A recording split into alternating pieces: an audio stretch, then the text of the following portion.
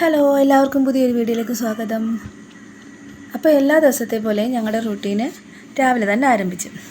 അങ്ങനെ ഞങ്ങൾ രാവിലെ നടക്കാമെന്നുള്ള പ്ലാനിൽ ഞാനും ചേട്ടനും കൂടെ രാവിലെ വീട്ടിൽ നിന്ന് ഇറങ്ങി. ഞങ്ങളിങ്ങനെ കാര്യമൊക്കെ പറഞ്ഞ് നടന്നുകൊണ്ടിരിക്കുക.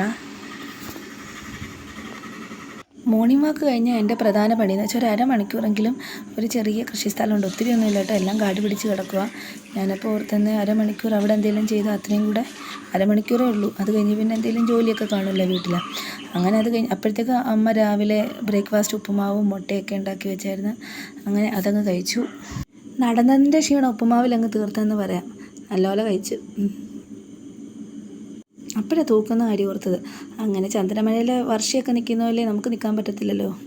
തലയിൽ കുമ്പിടിയൊക്കെ കെട്ടിയാണ് ഞാൻ തൂത്തുമായിരുന്നത്.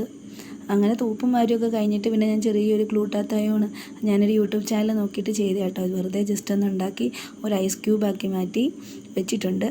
അത് നാളെ തൊട്ട് ഉപയോഗിക്കും.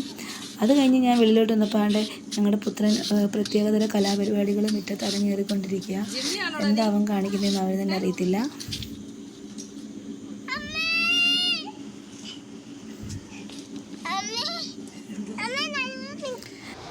അവിടെ ചെന്ന് കുരുത്തക്കാടൊന്നും കാണിക്കല്ലേ.